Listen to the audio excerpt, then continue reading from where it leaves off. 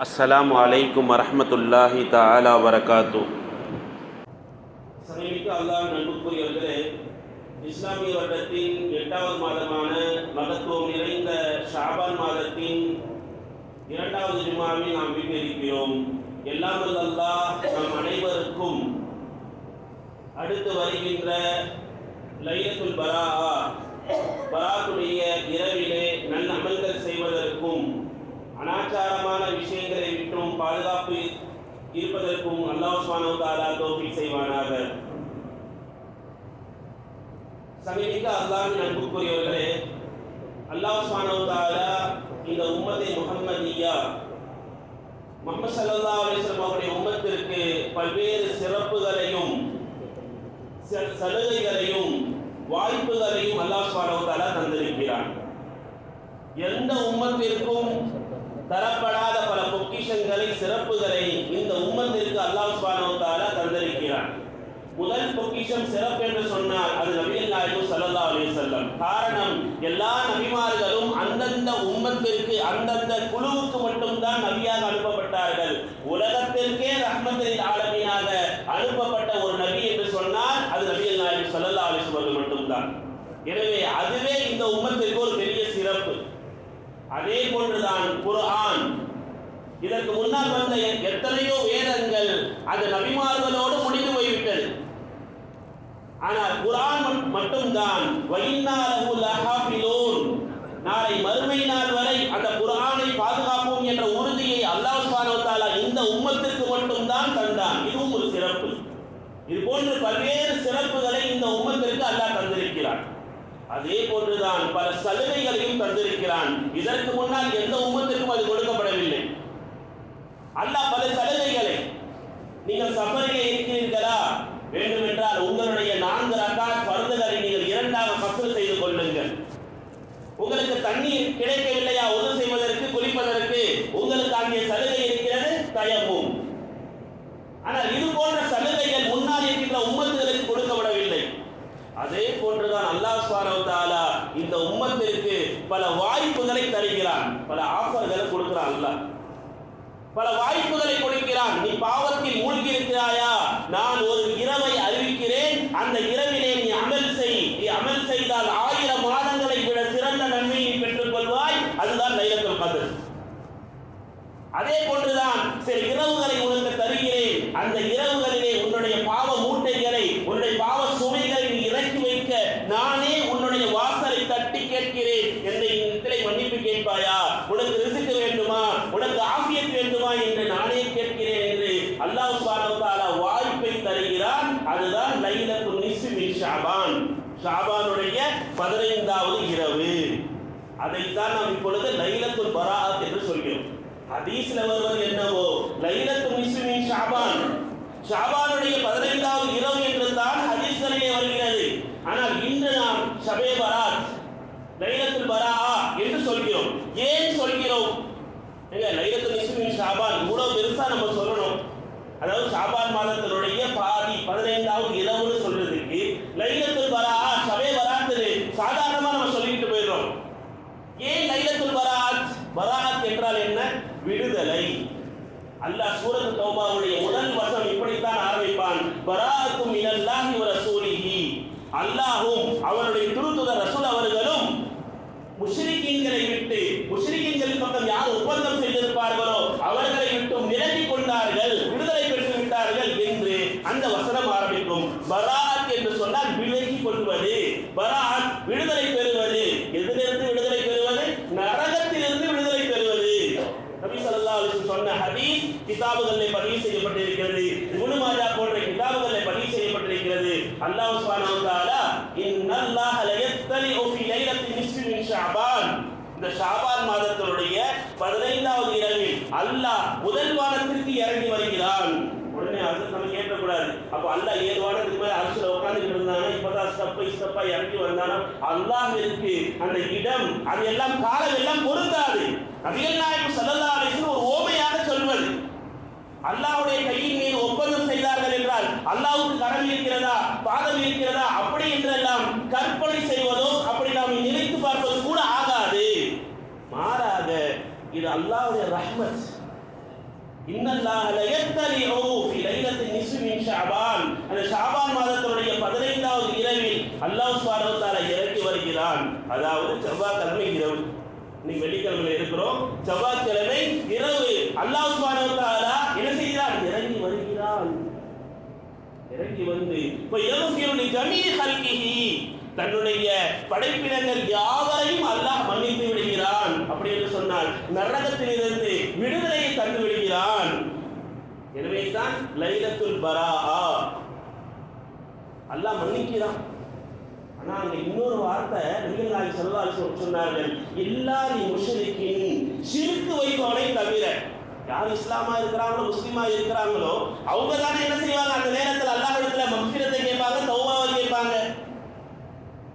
அடுத்த ஒரு வார்த்தை ரிவாயத்தில் இப்படி வருகிறது, அவுலி முஷாஹினின், குரோதம் கொண்டவனை தவிர.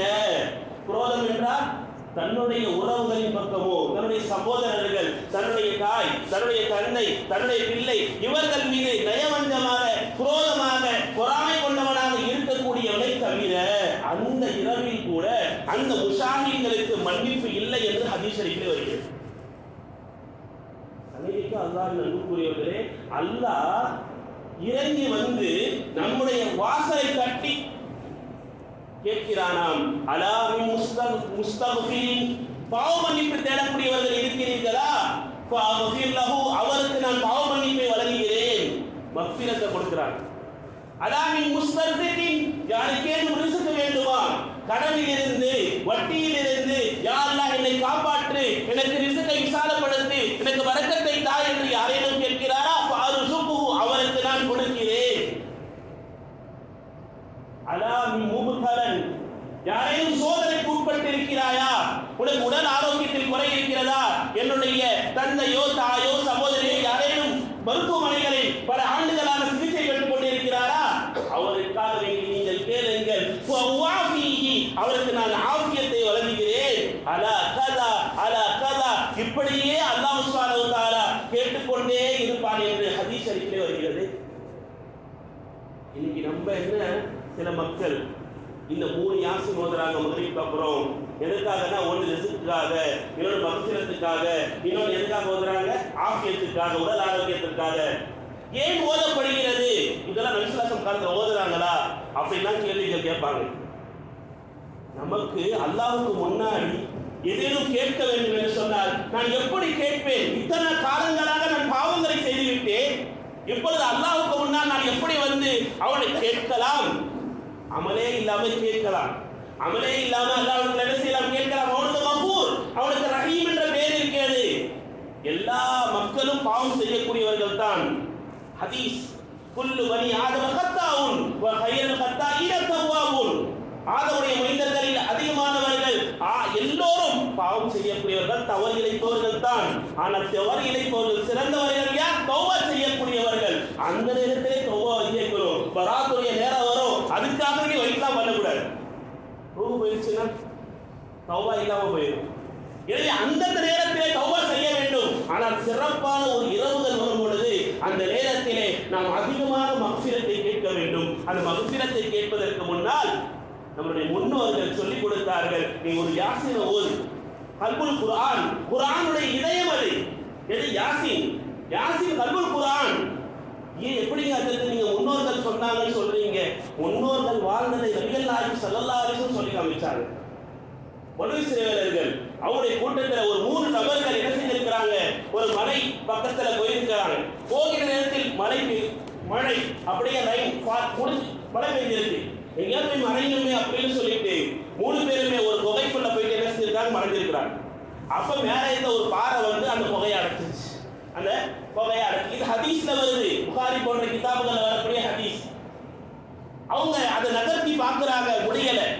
அப்பொழுது அவர்கள் செய்த அமலை நபிகள் நாயகம் ஸல்லல்லாஹு அலைஹி வஸல்லம் சொல்லி காட்டுறாங்க. அவங்கள 3 பேருமே மஷவரா செஞ்சாங்களாம், நம்ம அல்லாஹ்விடத்தில் துஆ கேட்போம். எப்படி துஆ கேட்போம்? யா அல்லாஹ் அப்படின்னு கை வைக்கல. அவங்க செய்த நல்ல அமலை முற்படுத்தினாங்க.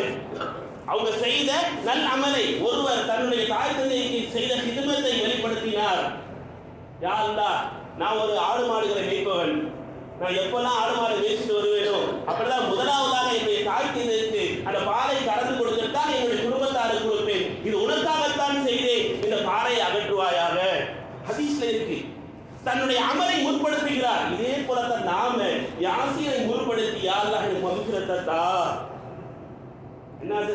எங்கேயோ முடிச்சு போடுறீங்களே, யாசீனே எனக்கு ஓத தெரியல, நான் எப்படி கேட்பது? சுப்ஹானல்லாஹ் சொல்லி கேட்கலாம், அல்ஹம்துலில்லாஹ் சொல்லி திக்ர் செய்து கேட்கலாம். இவ்வளவு தானே தவிர யாசீன் தான் ஓத வேண்டும் என்று கட்டாயம் கிடையாது. நல்ல அமல்கள் செய்யணும்.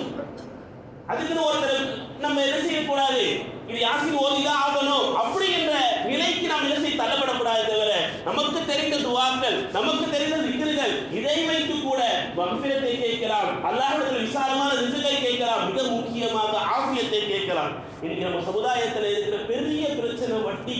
அதை ஒழிப்பதற்காக அல்லாஹ்விடத்தில் இந்த இரவை பயன்படுத்தலாமே. என்னுடைய குடும்பத்தில் எத்தனை பேர்கள் வட்டியை மூழ்கி இருக்கிறார்கள். யா அல்லாஹ், அவர்களுக்கு ரிஸ்கை விசாலப்படுத்திக் கொடு, எனக்கு ரிஸ்கை கொடு, அவருக்கு நான் கொடுப்பேன் என்ற அந்த நிலை இந்த நேரத்தில் வர வேண்டும்.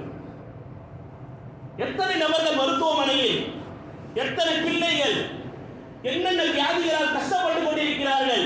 இந்த இரவு ஒரு பொக்கிஷமான இரவு. ஏன் ஹஜ்ரத் இந்த இரவுல தான் கேட்கணுமா?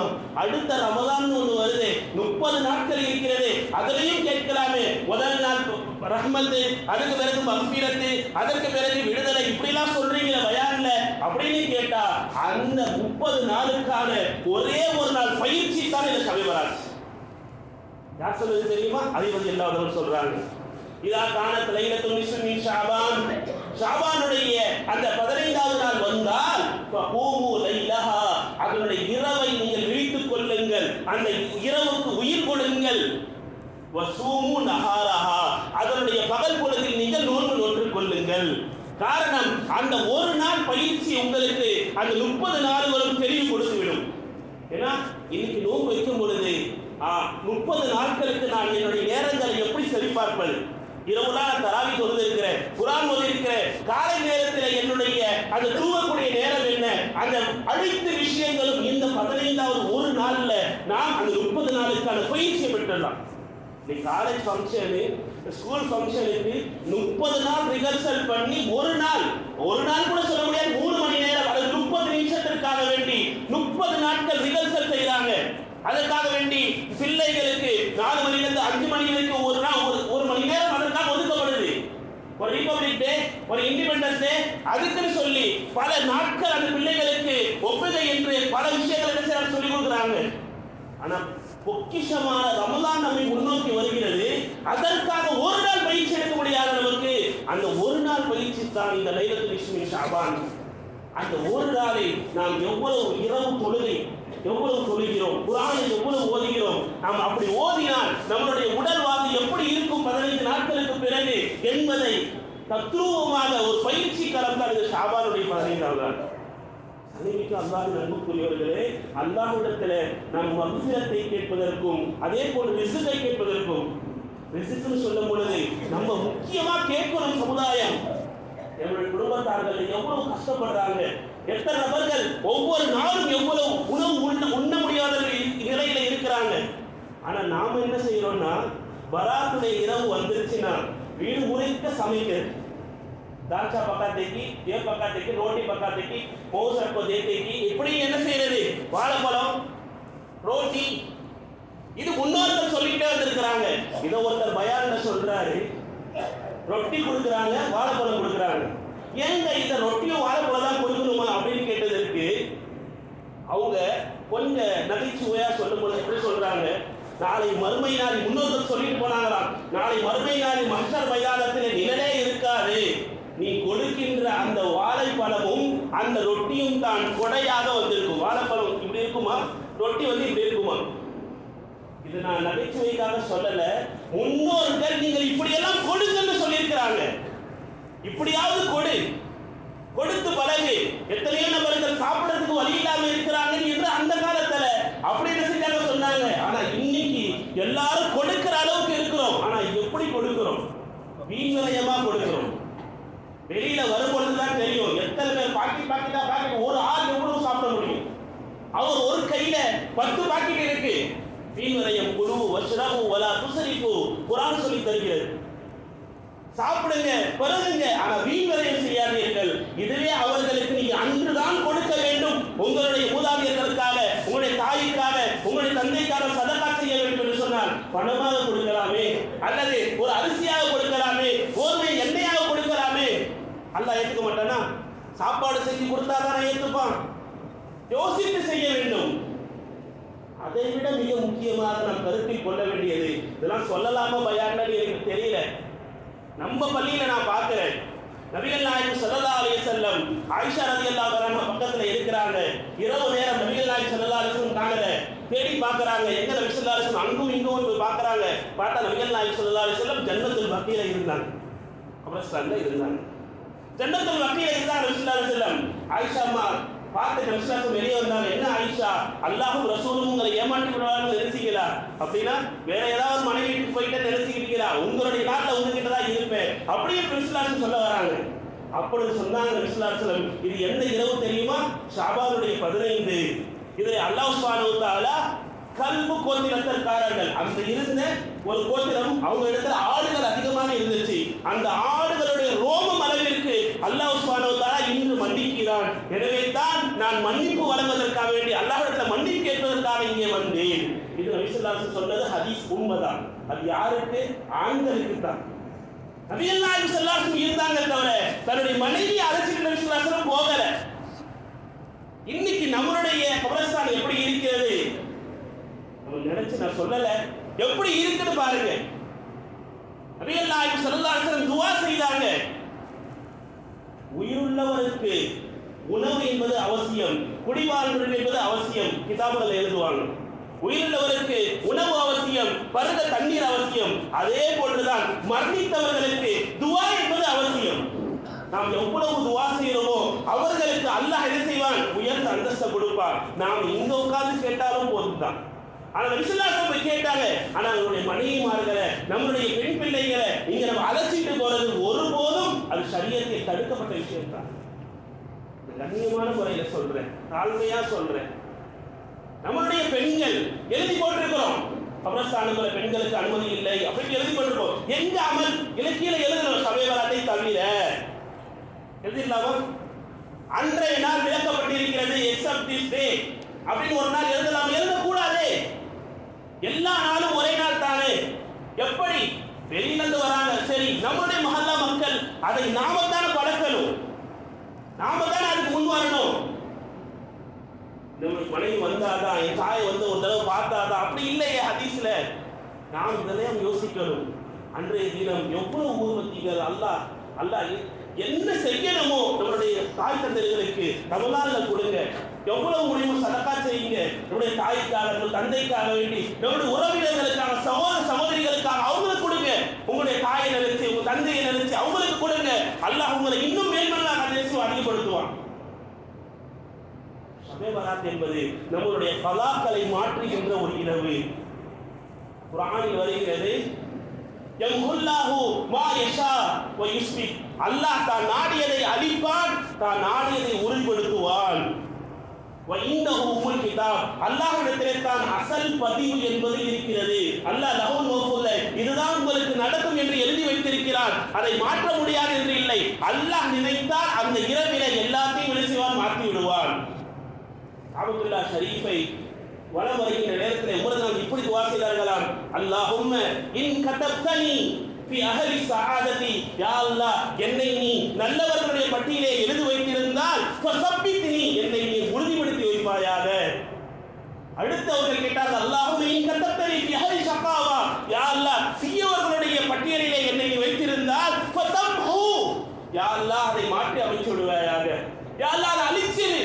அந்த கெட்டவர்களுடைய அந்த சுவாபம், அந்த கெட்டவர்களுடைய பண்பு எனக்கு வேண்டாம் என்று உமர் தினத்துக்கு வாசித்து விட்டு சொன்னார்களாம். அல்லாஹ் சுப்ஹானஹு வ தஆலா இந்த சூரத்து ரஅதுடைய 39வது வசனத்தை மட்டும் அல்லாஹ் இந்த கிதாபுல்லாஹ்வில் வைக்கவில்லை என்று சொன்னார். கியாமத் வரை என்ன நடக்கும் என்ற கதாகதரை நானே தெரிவித்து விடுவேன், நானே சொல்லிடுவேன்னார்களாம். யார்? உமர் ரலியல்லாஹு அன்ஹு. இந்த பராத்துடைய இரவு என்பது நம்முடைய கலா கதிர்கள் மாறுகின்ற நேரம். மக்ஃபிரத் கொடுக்கலாம், அல்லாஹ் நமக்கு ரிஸ்க் விசாலமாக கொடுக்கலாம். அதே போன்று எத்தனையோ மரணங்கள் இருந்திருக்கலாம், அதையெல்லாம் மாற்றி அமைக்கின்ற, நமக்கு ஆஃபியத்தை கொடுக்கின்ற ஒரு இரவு என்பதுதான் இந்த பராத்துடைய இரவு. எனவே அல்லாஹ் சுப்ஹானஹு வ தஆலா இந்த பராத்துடைய இரவிலே நல்ல அமல்களை செய்வதற்கும் அனாச்சாரமான விஷயங்களை விட்டும் பாதுகாத்து இந்த அமலை புதுப்பித்து அல்லாஹ் பயிற்சி எடுத்து ரமலானிலே நல்ல அமல்களை செய்கின்ற தௌஃபீக்கை அல்லாஹ் நம் அனைவருக்கும் தந்தருள்வானாக. வாஹித் அல்ஹம்துலில்லாஹி ரப்பில் ஆலமீன்.